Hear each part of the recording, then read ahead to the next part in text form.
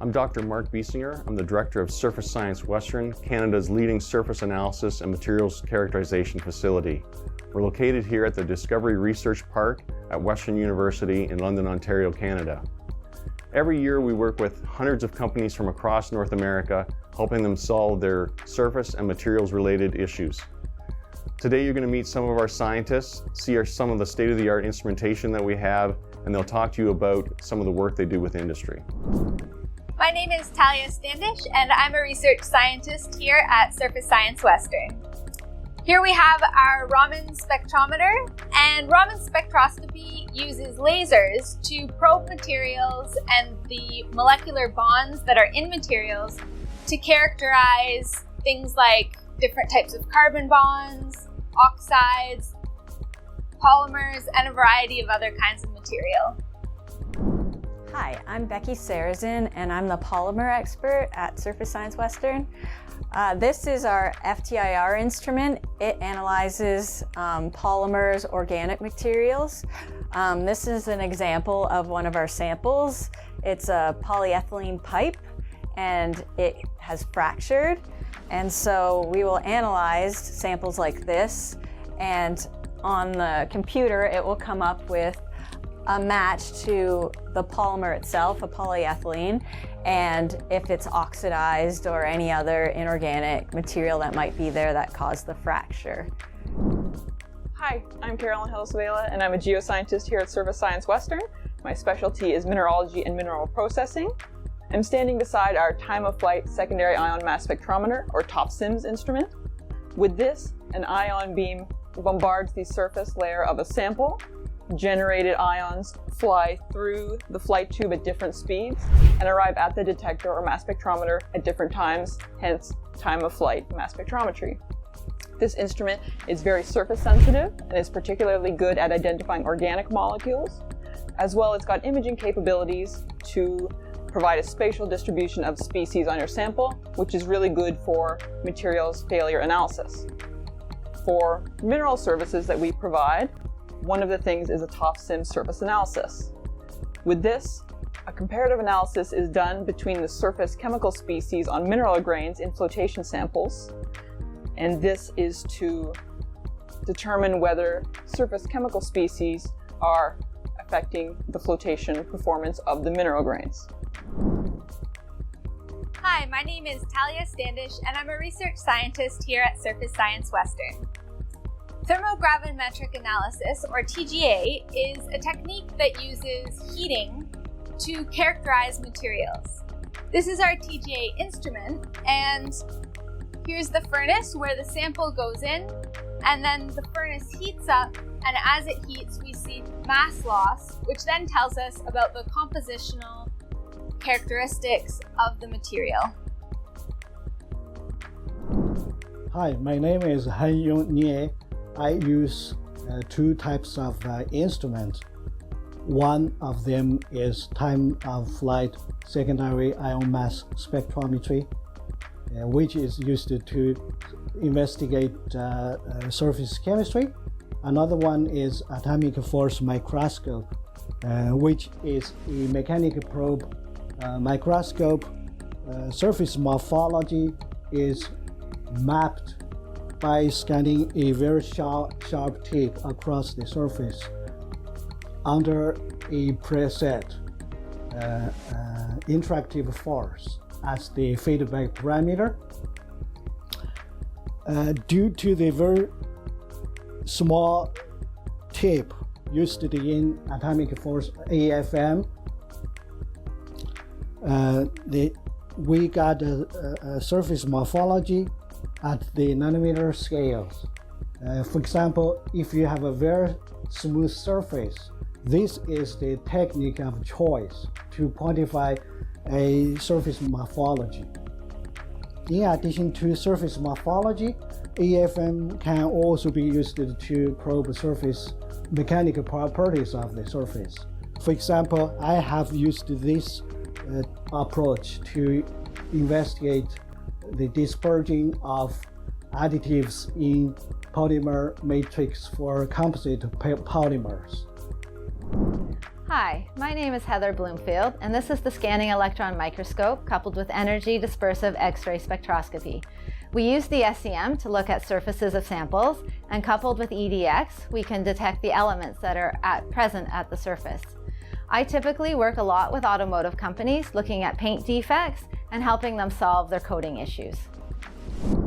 Hi, my name is Tom Dim. I'm a research scientist in Surface Science Western, and I am part of the mineralogical group that provides service to the mining industry.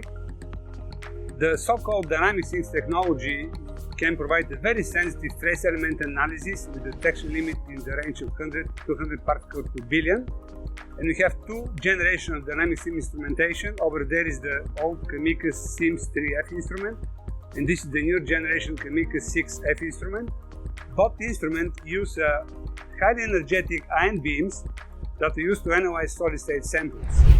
How it works? The primary ion beam is focused on the sample surface. It will remove small amount of material that is ionized, and these secondary ions carry information about the sample. They're detected in a magnetic mass spectrometer. When we raster the primary ion beam across the sample surface, we can remove layer after layer and can measure and quantify distribution of trace elements in these depth profiles. We use this instrumentation to provide essential service to the mining industry, and I'll give you two short examples how we do that.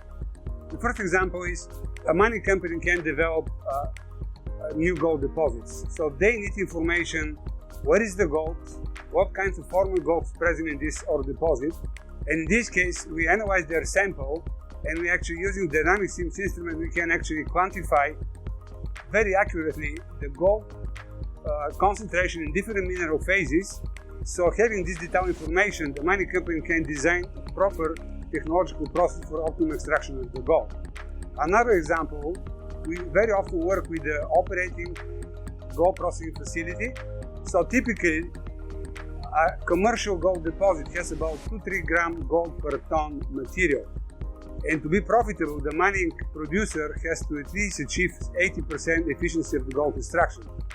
But very often, for different reasons, this target line is not met. So they have certain losses and they'll come to us for help. What we can do in this case, they'll send a sample from different processing products.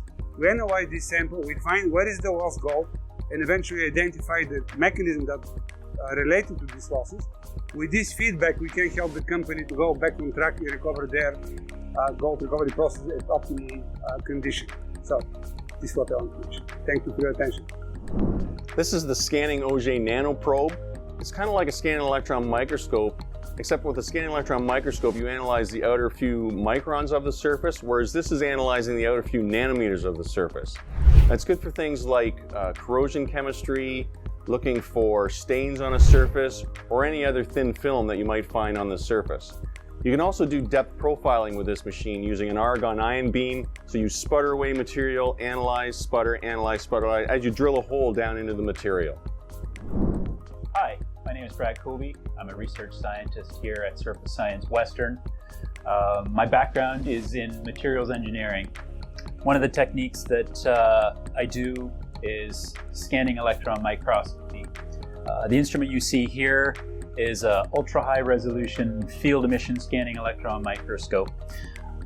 This machine allows us to see features on the order of nanometers. So incredibly small features, which has applications in nanotechnology, coatings. The other aspect of SEM is it gives us elemental information as well. So we can see surface morphology, but we can also see what elements are composed of the sample. Hi, I'm Lindsay. I'm a graduate student at Western University, and I study corrosion through the lens of electrochemistry. So I'm looking at the corrosion behavior of the metallic container that'll be used to store used nuclear fuel in the Deep Geologic Repository. So I use this electrochemical cell in order to expose those materials to the chemical species that we expect to be present in the repository. And so I'm able to use electrochemistry to get an idea of those reactions, those chemical reactions that are happening at the metallic surface that are causing the corrosion, and also get an idea of the corrosion rate, and I'm able to do this in this electrochemical cell. They come in all shapes and sizes, but here I have my test sample mounted in the bottom. In the body of the cell, I'm able to control the conditions that I'm exposing my sample to.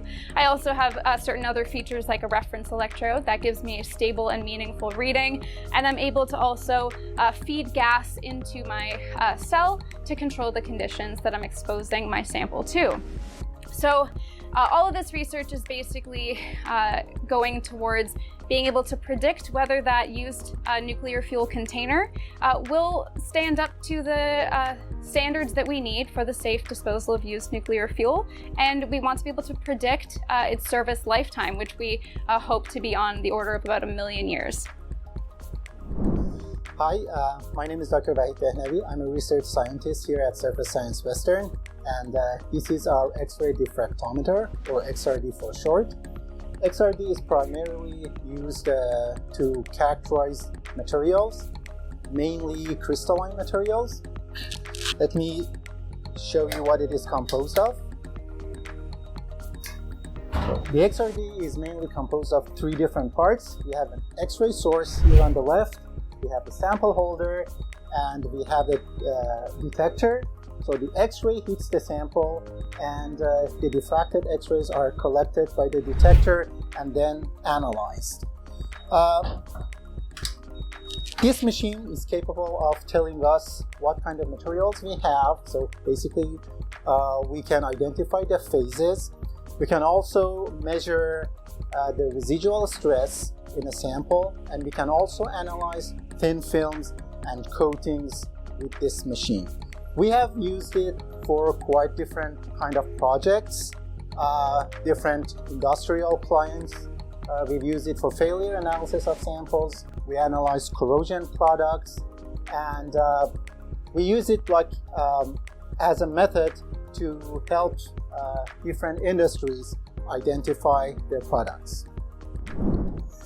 Hey there, my name is Ivan Barker, and what I'm standing in front of is a microcomputer tomography system, or micro-CT for short.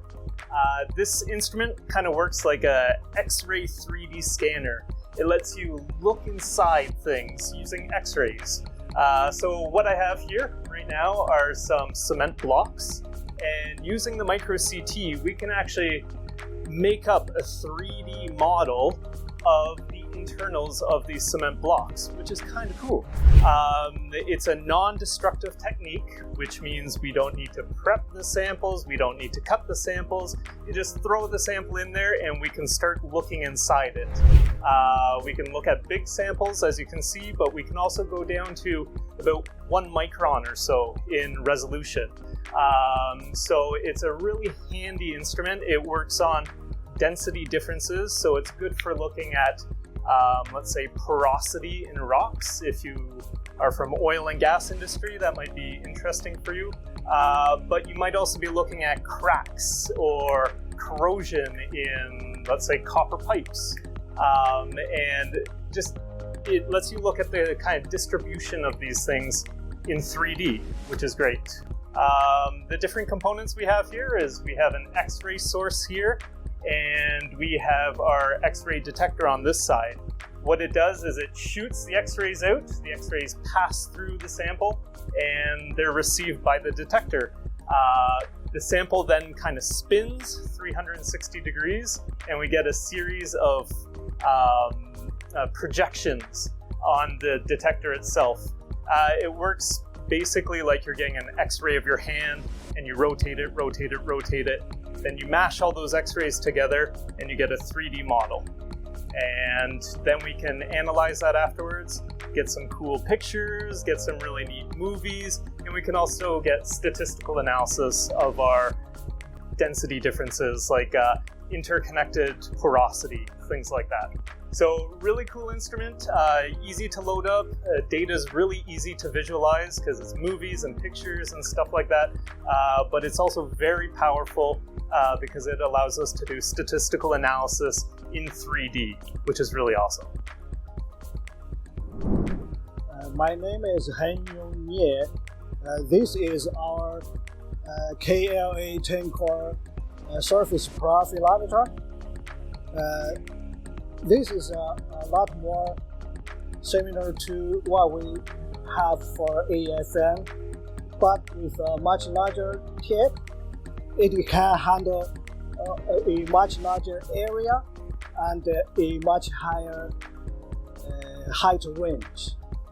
So here at Surface Science Western, with both AFM and this profilometer, we can handle areas from the nanometer scale to tens of centimeter scales. This instrument is an X-ray photoelectron spectrometer, or XPS. You shine X-rays at the surface of a material and photoelectrons are produced. And those photoelectrons, we can measure their kinetic energy. And that tells us information about what elements are present at the surface and their chemical state. So by chemical state, I mean you can tell whether you have a silicone versus silica, chromium-3 versus chromium-6, which is the toxic form of chromium, those sorts of things. The information comes from the outer 3 to 5 to 10 nanometers of the surface, and so it's a very surface-sensitive technique. And XPS is one of the techniques that Surface Science Western is known internationally for. We have a lot of expertise in this area. My name is Talia Standish, and I'm a research scientist here at Surface Science Western. This is our differential scanning calorimeter, or DSC, and it's used to identify and characterize materials based on their physical and chemical changes as they're heated. For further information, please visit our website at www.surfacesciencewestern.com.